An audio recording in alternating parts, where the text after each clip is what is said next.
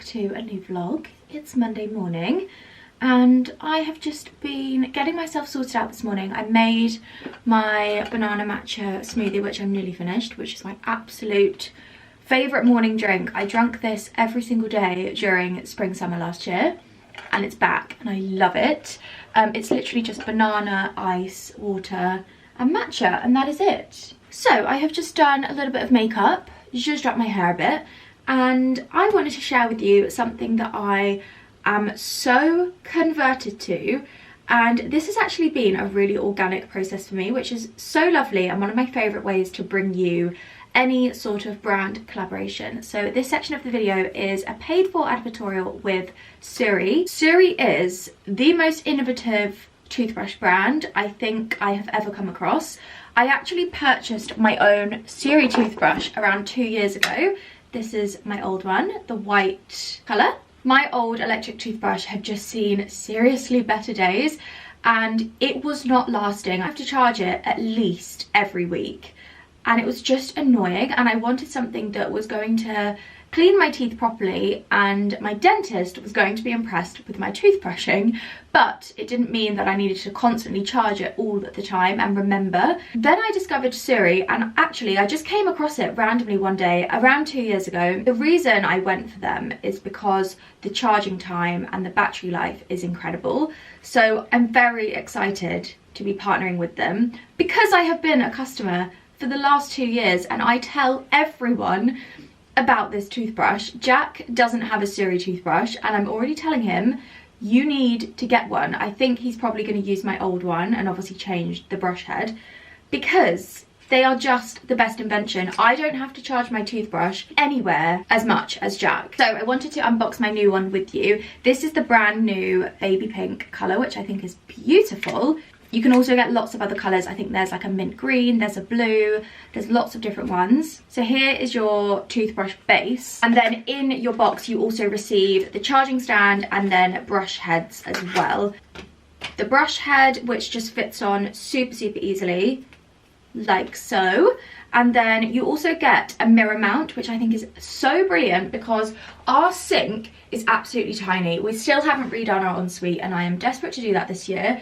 But we really don't have much space on our sink, and one thing that annoys Jack and I so much is trying to stand our toothbrush up on this sink when there's no room. You're trying to turn the taps on, everything falls off. Probably every single time I am standing at this sink, the toothbrushes fall over. So having the little mirror mount, which means you can just pop it up on your mirror, it's out of the way. It's just genius. I think it's such an incredible idea. So there are two settings on the Suri toothbrush. This one and this one. The battery life lasts for around 40 hours. Honestly, I only charge my toothbrush every couple of months. I really don't need to charge it a lot. And as if the toothbrush couldn't get any better, it is super sustainable. So the toothbrush head is made from renewable cornstarch with castor oil bristles, which means they are completely recyclable by Suri themselves. It's also a super slim design, much nicer than a super bulky electric toothbrush, the kind of traditional ones. This is so much nicer and it cleans your teeth so well, which is obviously what a toothbrush is supposed to do. It's got 33,000 sonic vibrations per minute and it's designed with dentists who are obviously the people that are judging our teeth. It's going to clean your teeth a lot better than something like a manual toothbrush. I haven't used a manual toothbrush for years now, probably over 10 years. And the last couple of years since I switched to Suri, I have noticed such a difference in firstly how clean my teeth feel, but also just the ease of it. I'm not having to charge it all the time. I don't have to think about it. I feel like we have to think about so many things that we want to charge up. And that is my main plus point about the toothbrush. I am just so obsessed with it.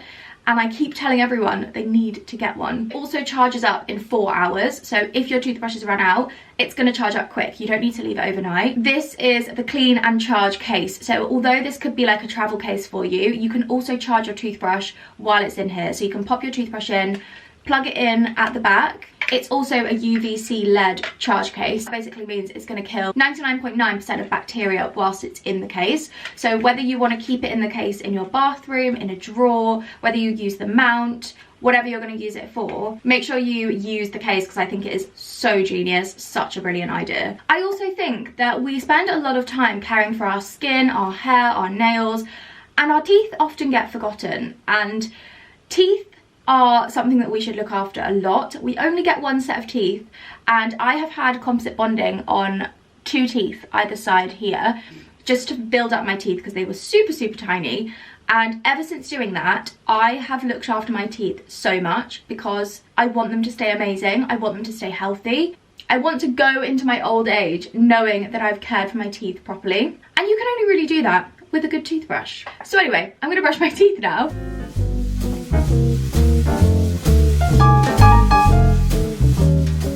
Please excuse the state of my dressing room behind me. That is today's job.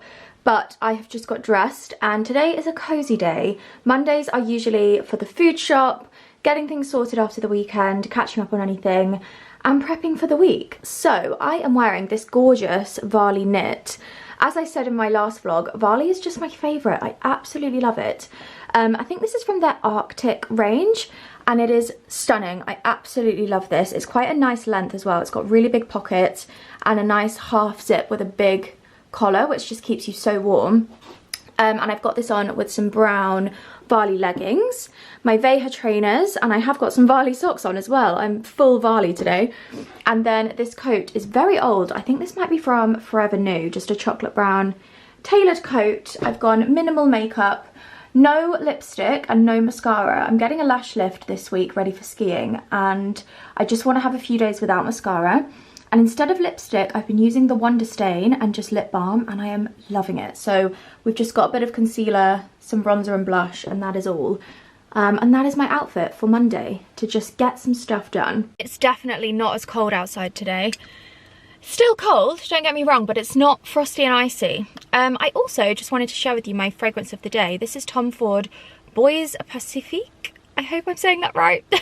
I'll link it below. But this is such a beautiful fragrance. It's really like musky but sultry. It kind of reminds me of one of my Byredo fragrances, which is called Slow Dance. This is absolutely gorgeous. Right, first stop of the day is the food shop. I then need to nip into the bank and the post office, and I think that is everything.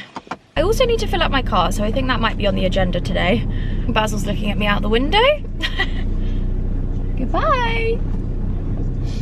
But as I was saying, Mondays for me are a bit of a errands kind of day. I always like to have Mondays as my admin days. I reply back to emails, get any content prepped for the week, just plan my week, get the house in order, get the food in the fridge, plan the meals, just all of that kind of like behind the scenes getting stuff done is what I tend to do on a Monday. It just starts the week off well and then I can just hit the ground running. I usually have Tuesdays as a filming day, so I feel like Monday as planning and Tuesday as filming works really nicely. But this week is slightly different because we are going skiing next week.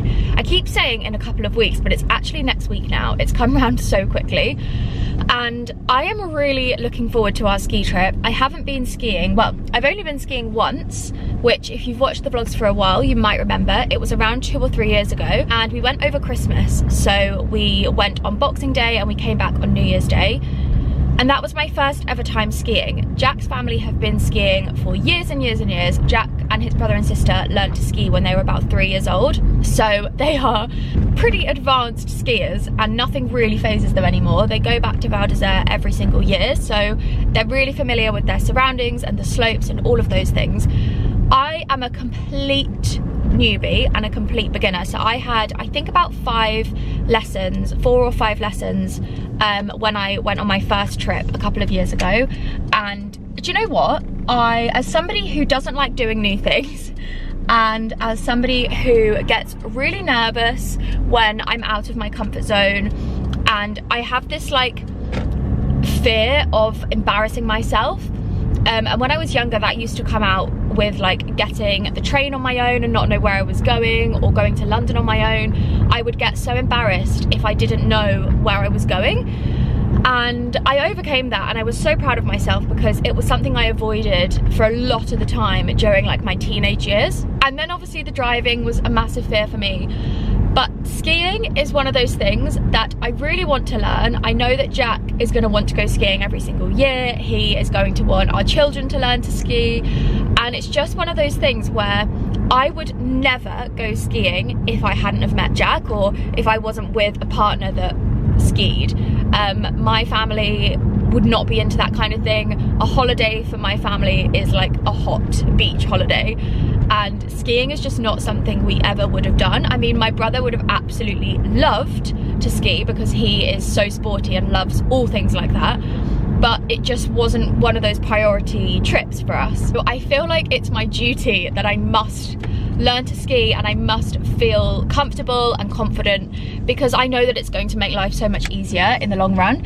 And one thing that does bring me a lot of hope is that Jack's mum learned to ski when she was around my age. She met Jack's dad, I think around our age, early 20s, and she had never skied before, so she learned to ski with him. And now she goes on the family trips every single year, and although she doesn't ski as quick or as like fearlessly, she can keep up with them, and they go really far. They ski quite far into like different mountains or valleys or whatever you call them. So I just feel like I need to get my confidence up while I'm still young.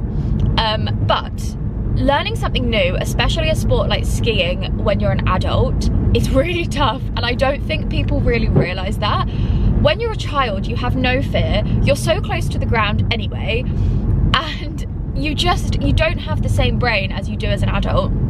I am very cautious and very aware of what I'm doing. But that being said, Jack's family were really impressed with my skiing by the end of our first holiday. And I have a feeling they thought that I was going to be terrible, because I'm not the sportiest person. I hated PE at school.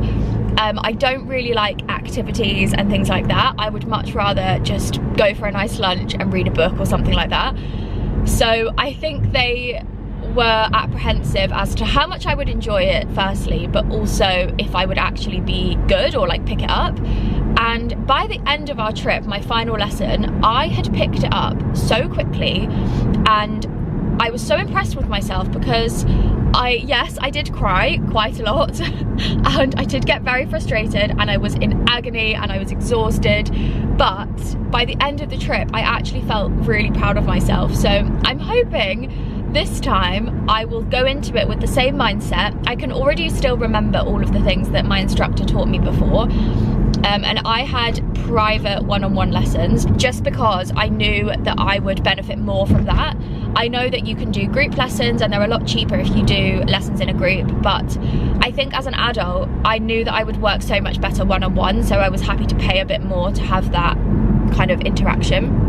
And my instructor was absolutely incredible. I loved him. His name was Antoine. He was just so brilliant, and he actually spent New Year's Eve with us, myself and Jack's family, on the mountain with like a couple of his friends. He left all of his other friends and spent it with us, and it was just so amazing, and he was so lovely. So I was praying that I would be able to request to have him again, because he's not like an individual instructor, he works within a company. So usually you just book your lessons through a company and you get given an instructor. But we booked my lessons last week and requested to have Antoine about 5 times in all the little note boxes throughout the whole form, and I got Antoine, so I'm really happy. We're only going for 4 days this time.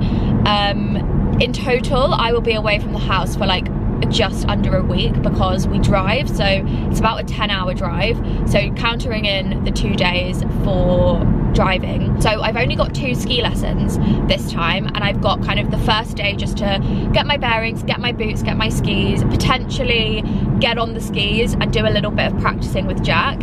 And then Wednesday, Thursday I've got my lessons, and Friday I'm hoping I will have gained quite a bit of confidence and I'll be able to get out on the slopes with Jack a little bit, but we'll see. I'm very much one of those people that I don't like to be peer pressured. If I don't feel confident enough to go far away or on a really steep slope or whatever it is, I will just say no, and I will let the other guys go off skiing, and I will just stay on my own and, I don't know, read my book, go to a bar, have a look around the shops, go for a nice walk or something like that.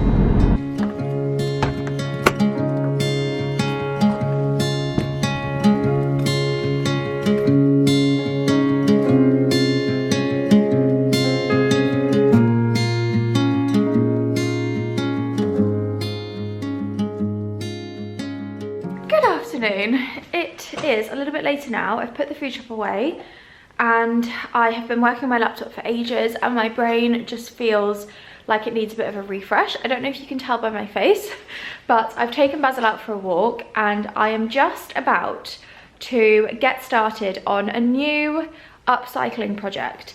You might remember before Christmas I was upcycling an old bedside table, which is now finished and in the hallway, so I'll show you that shortly. I am so impressed with it. It was so easy to do and I want to do it to something else. So I have this chest of drawers that I bought from Amazon actually because it was really inexpensive and I wasn't really sure what I wanted in my office, but I needed something for the time being. So I thought I would just get something super inexpensive that I can house everything in, and then when it comes to doing my office, if I don't want to keep it, I'll either sell it, donate it, or upcycle it. And that is exactly what I'm going to do. So I used this wood stain. It's a Ronseal. I love Ronseal. I feel like it's the best. It's really good quality and I just think it lasts really well. So this is actually for exterior furniture, which I didn't actually realise when I bought it. So you could probably just use an interior one. But the good thing is you don't need to put any sealant on it because it's waterproof, which is amazing. So this is in the colour Walnut. Oh, I think that's the farmer going by. I just saw him when I was on my dog walk. And it's a satin, so it's got this really nice sheen to it, which I think really elevates it and makes it look super polished. So I've used about 3/4 of a tin on my bedside table and I did 3 coats. I have still got, actually to be honest, I've used 1/4. There is so much left. So it feels a waste to not use it and just let it dry up in the shed. So I'm going to tackle my chest of drawers and I'm very excited because I feel like this is going to be the first permanent piece of furniture in the office. So let me show you what it looks like. So this is the drawers itself. It's just a very simple like bleached oak. Nothing crazy to it. It's not even real oak. It's just like an MDF engineered type style, but I really like the grooves in it. I love the shape. It's not super big. It's 4 drawers, so they're quite small drawers, but they fit everything I need, which is amazing. And these are the handles that came with the drawers, and they are really, really lovely. So for around £50, I think it was, I'm quite impressed. The only thing I would say is these little runners that are in here are not super sturdy, so I think I need to maybe go through with my drill and re-drill these back in before I stain it, just because the drawers, I think when I built it, I wasn't feeling super strong and I don't think I used an actual drill. I think I did it by hand, and the drawers don't feel really very practical when they're in. They don't slide in and out very easily. But my plan is to stain. There's not that much to stain on this, to be honest. It's very simple. The other bedside table was quite tricky because it had so many little grooves. And this one is a lot easier. So it's just those front panels, the side panels, and then obviously the top. And then I am going to do the drawers. Okay, the first coat is done. That literally only took me about half an hour. And it takes about, well, it says half an hour to dry, but I like to leave it for a couple of hours just so it's completely dry. I do quite a thin layer on the first coat just so it sticks nicely and it's got nice brush strokes. I do recommend using a nice brush because you get those really nice brush strokes that kind of look like wood. I think you can see it quite nicely on here, especially because this wood has got really nice knots in it. So yeah, the stain kind of like lets that come through, and just try your hardest to keep the lines straight because I think that's what allows it to look like the real wood. But anyway, first coat done, so I'm gonna let this dry and head in because I'm absolutely freezing cold. My hands are like ice. They are so red. So I think it's time to warm up.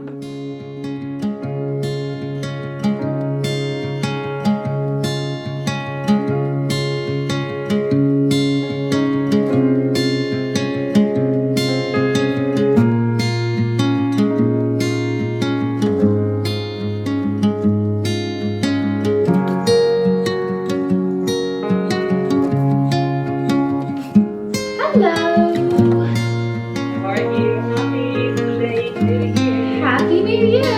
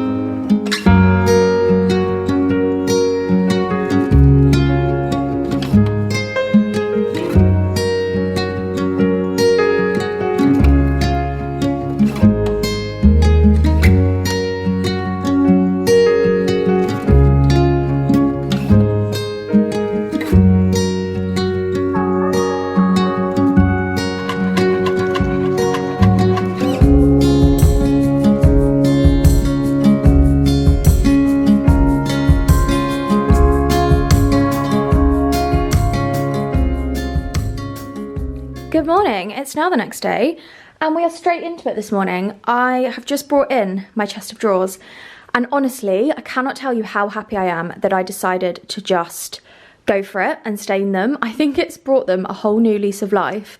They look so much more expensive. This honestly looks like something I would purchase from like Swoon or something. If you're familiar with that website, they have beautiful furniture pieces and they're really expensive. So I really recommend hunting on inexpensive websites or Facebook Marketplace or whatever it is and upcycling your own piece, because not only are you reusing things and it's great for the environment, you're also saving so much money because you're not buying anything new.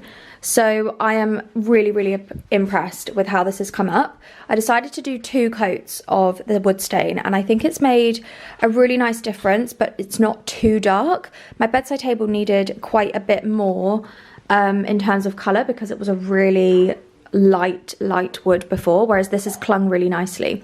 So my next job is to refill all of my drawers. I decided not to stain inside the drawers. I just thought it's a lot of faff for something that you're not even going to see, because the majority of the time the drawers are closed and I just use this to keep random bits and bobs that I need in my office. So yeah, I'm super happy. I will link this drawer set down below if I can find it online still, because it was really inexpensive, literally just from Amazon. You do have to build it yourself, but it's very easy. So yeah, if you want to do your own project or reuse anything that you have, I really recommend. I'm also having a little hunt for how to style this corner, because I think once my office is finished, I will definitely be keeping the drawers in this corner. So my plan is to maybe put a mirror above. I was going to do artwork, but I quite like the idea of having artwork on the wall behind me and potentially above the fireplace. So I'm kind of unsure, but let me know your thoughts. Should I do a mirror above the fireplace and then artwork above the chest of drawers? Or should I do it the other way around? I'm not sure. I also really would love to get some wall lights above my fireplace. So I'm thinking either side to get some wall lights put on, just to add a little bit more warmth and detail. And then have something in the center of that. I'm also on the hunt for a really nice lamp, because this corner just kind of lends itself to having a lamp here because it's quite dark. So I can have a really lovely lamp on here, maybe some frames or something like that just to dress it. And we're pretty much done.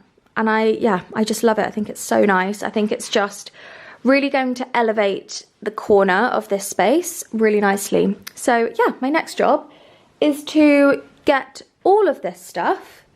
And all of this stuff, I actually am going to sort through this and probably get rid of quite a lot, because I've got some things in here that I do not ever reach for. And get this all back in the drawers and then have a bit of a tidy up and just try and get it a little bit neater in here so that I can work and utilise the room.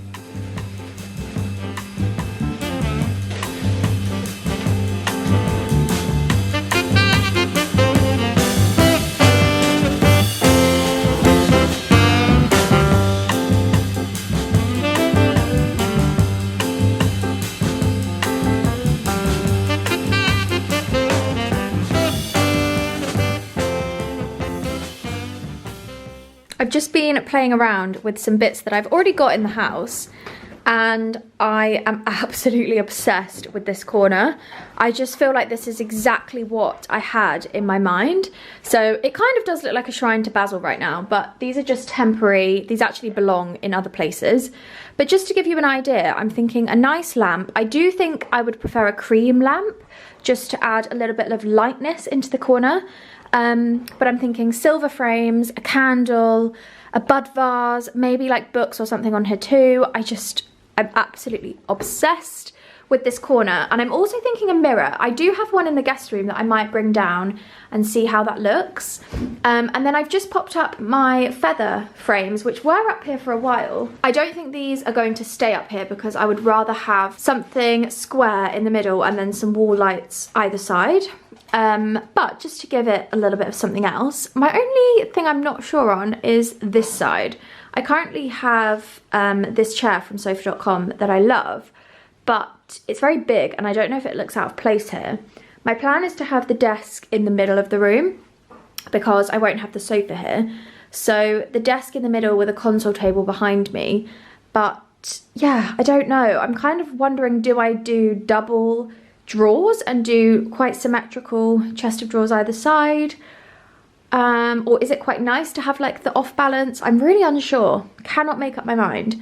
But I feel like once I start getting certain bits and pieces for the room, it will come together.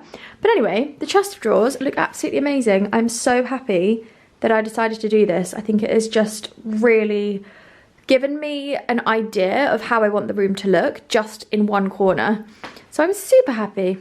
Also, I have just realised I didn't share with you my bedside table. So this is the first project that I did a while ago now. I know I mentioned this yesterday when I was in the barn, but I am so in love with this. I think the stain has completely elevated it. It just looks incredible. I did do 4 coats of wood stain on this because it was white before. So I sanded all of the old paint off and then I did 4 coats of wood stain. But as you can see, the sheen that it leaves is just gorgeous. It almost looks like it's got some sort of lacquer on it, but I haven't done anything apart from the wood stain. So I've put it on here on this wall, which is, to be honest, the perfect place because our hallway is so awkward. The downstairs toilet is in here, the boiler lives in here, then we've got this really strange redundant area, which I just do not know what to do with this section, so ignore that for now. And this just felt like a great place for a table because there's a plug. So I've popped my little HomeSense, oh, you're having a little shake. My HomeSense Ralph Lauren lamp on here, which I am utterly obsessed with. I think this is my favourite piece that I own in our house. And then this little silver frame with a picture of Basil and Jack. This is one of my favourite photos. I love it. This was the day that we... Do you recognise him? This was the day that we picked him up. So gorgeous. So yeah, just a little injection of something into the hall. And then I also just added these little doorknobs, which, Basil, you're so attention seeking. These are from Amazon, actually. I ordered a big batch of them because I wanted to put them, sorry, he is all over me.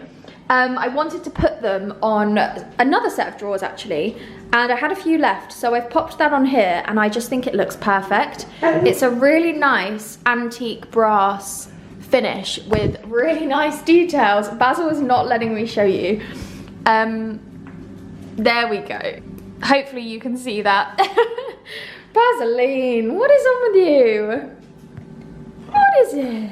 You just want cuddles all day. Come on then.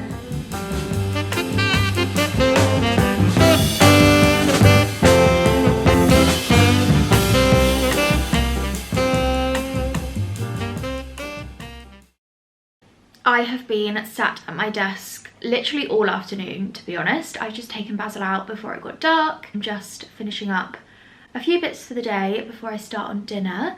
But I'm going to end this video here. Thank you so much for watching. I hope I have inspired you to upcycle your own furniture and just see kind of home decor a little bit differently. But also, I hope I've inspired you to take a little look at your toothbrush. So again, a massive thank you to Suri for sponsoring this video. You can use my code LaurenG20 to get 20% off your Suri order. So I will leave all the details below, as I said at the beginning of the video. But thank you so much for watching, and I will see you on Monday for a brand new video.